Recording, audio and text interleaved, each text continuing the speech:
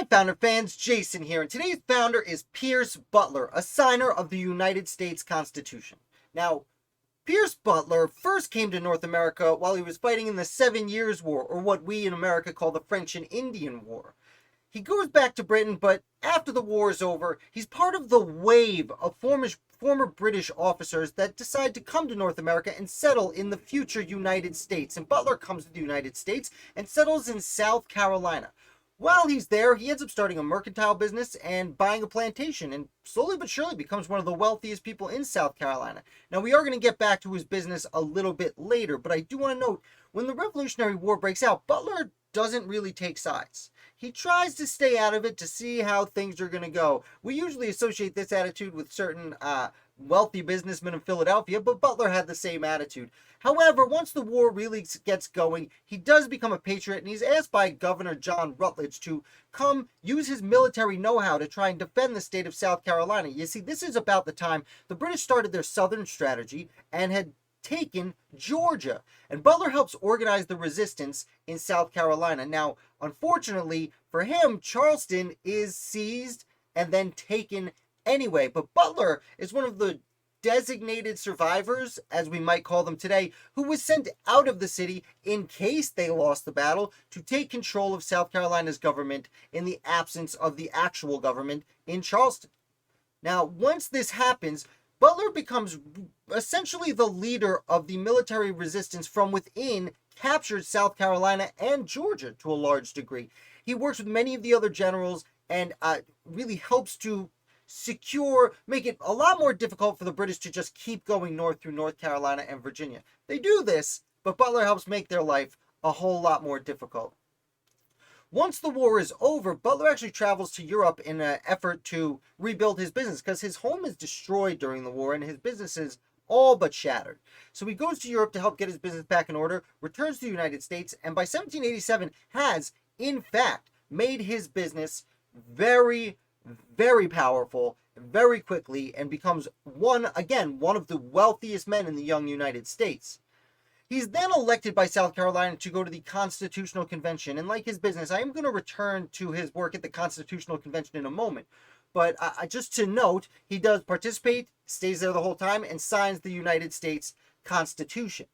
After that, Butler ends up becoming an early member of the United States Senate. What I mean is an inaugural member of the United States Senate, one of the first two people to represent South Carolina in the United States Senate. He goes there originally a member of the Federalist Party because he supported the Constitution, but seeing the power that's being assumed by George Washington and Alexander Hamilton, he very quickly becomes what is then known as the Anti-Administration Party. It wasn't really a party, but that group, that faction, that party would devolve into the Democratic Republicans or the Jeffersonian Republicans over the next few years. However, Butler does not agree with most of what that party's saying and eventually declares himself an independent and refuses to side with any party. So he serves his time in the Senate and then he decides to retire from politics. He goes back to his house. He does well, one thing that's interesting is after Aaron Burr gets in that little gunfight with Alexander Hamilton and he's fleeing the North because he has arrest warrants out in several states, he goes to Pierce Butler's house and actually stays with Butler for a brief time. It's just an interesting side note. Of course, Aaron Burr would go on to do other things that are also quite noteworthy and not part of this discussion. Butler, for his part, would serve in the South Carolina State Assembly on several occasions, on and off, but primarily after that enjoyed a quiet retirement. However, when talking about Butler, we need to talk about slavery and his role in it. Now, you might notice that on this channel, I don't talk about slavery all that frequently, probably not as much as I should. What I like to do on this channel is generally focus on stories of different people to find what makes them unique in the American founding. And I try and find people of all backgrounds and places in society to tell these stories. I generally don't point out slave ownership because sadly slave ownership was very common at the time, and to point out every slave owner is kind of like pointing out everybody who went to the Continental Congress. It sadly gets repetitive when we're looking for interesting stories. Additionally, the reason I do this is when I do talk about slavery, I'm not just saying another founder owned slaves. When we talk about Pierce Butler's position and his decision making led to the institution of slavery becoming much more ingrained and much worse than it had been before he got there. So let's talk about it very briefly. First of all, while he's at the Constitutional Convention, Pierce Butler has already owned lots of slaves, and he has a giant plantation, and he was sent there by the slave owners of South Carolina to protect their specific interests. While he's there, he is one of the people who really promotes that slaves should be counted as a full person so that they are counted as part of the population when figuring out how many delegates each state would get in the House of Representatives. While this on the surface sounds great, they're counted as people. They should count as people. I agree with you. But Butler's point was not to make them people. It was considering them a part of property, but he wanted that property to influence the amount of power given to his state. Even though these people were enslaved and not given freedom, he still wanted them to make his section of the country a little more powerful. Now, I should note this is not an uncommon proposition. In fact, in the North, where there weren't nearly so many slaves, they were saying, well, can our houses and land that count as property, can that influence the amount of people we have in the amount of people we have in the House of Representatives? So this is really why we get the 3/5 clause, which famously only counted slaves and other peoples as 3/5 of a person. It was so that the North couldn't count their land as people also, for lack of a better term. Now, for Butler, it gets a little worse here. He's the one who sponsored Article 4, Section 2, Clause 3 of the United States Constitution, and this has become known as the Fugitive Slave Clause. Now, don't confuse this with the Fugitive Slave Act of the 1850s, which comes almost 60 years later. The Fugitive Slave Clause essentially said that slaves should, or laborers who are indentured to serve, and they word it fancy in the Constitution, they are allowed to be returned. Now, Pierce Butler is the one who first brings this to the table, and it's what makes him particularly egregious for his role in slavery in the United States.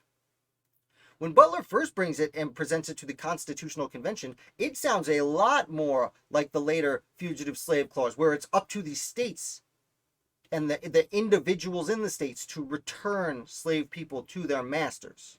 This ends up being a little more general once there's some kickback, because Roger Sherman, who many of us know is a very important founder, turns to Pierce Butler and says, should I return your horses if they go over the state lines too? Just to clarify that it wasn't like the North was really the best playing in this, but why should we have to help you if you've lost control of your situation, so to speak? Now, after a little bit of debate, it ends up with what we get as Article 4, Section 2, Clause 3 of the Constitution, where any fugitive slave needs to be permitted to be taken back. Not necessarily returned, but taken back. Now, I'm not a constitutional scholar. What I can tell you is the 13th Amendment during the Civil War totally deletes this particular clause that Pierce Butler had put in there from the United States Constitution. And it gets a little worse than this. See, that's Butler's big role in the Constitution. And you know me, I don't like to talk negative about people in history. They were in this particular time and place doing what they thought was right. He was, as I said, trying to represent his constituents, and as I said, an independent politically, which can be appealing. Now, Butler passes away 30 years later or so, and when he does, he leaves a massive estate. He is arguably the largest slaveholder in North America. And when he passes away, he had a falling out with his son. He leaves two of his grandsons all of his property.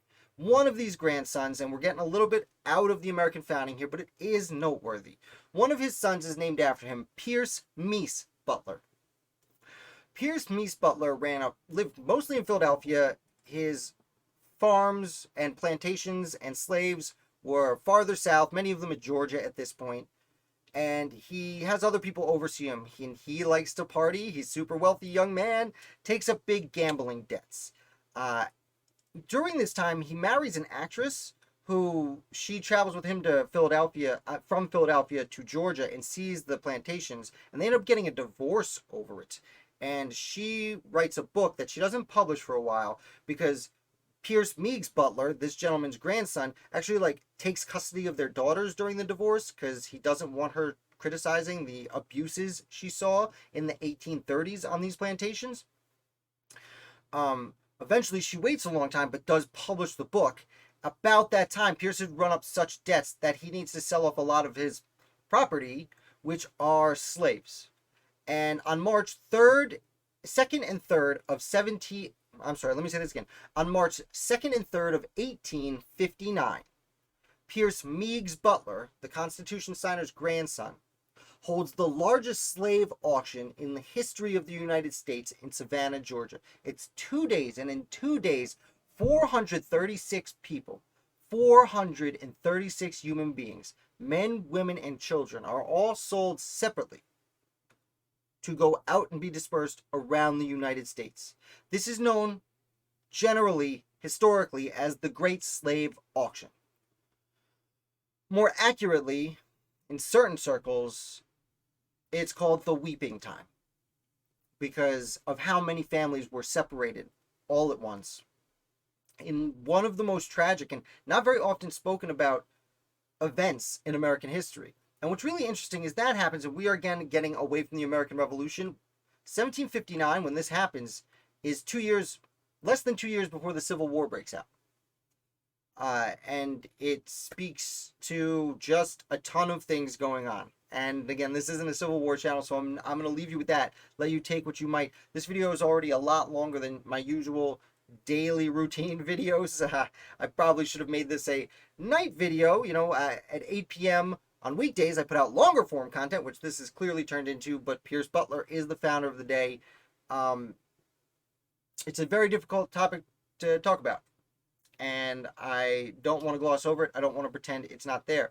Truth be told, I had published an article about Pierce Butler a while ago where I didn't talk much about it. I did recommend a book for the Weeping Time, but I did not talk enough about it. And now that a few years have gone by, I'm giving Pierce Butler another run.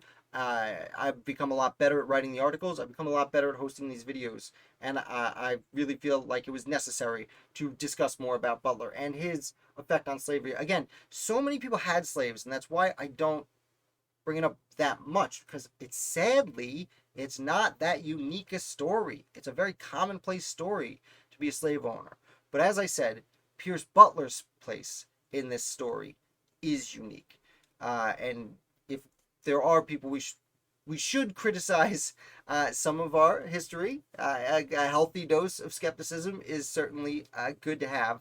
And you should definitely read Pierce Butler with a generous dose of skepticism. So I hope you enjoyed this video. Hopefully I didn't bum you out too much. If you made it this far, definitely hit like and subscribe. I put out videos about the American Revolution all week long. Most of them I try to find more upbeat stories and more, I usually focus on more political facts. So if you're here, if this is your first video, usually I'm talking more about the politics and the inner workings of the business of the revolution. But the Constitutional Convention is definitely the business of the revolution. So I hope you enjoyed it. I'm going to end it here. Thank you again for watching, and I will be back with another founder for you tomorrow.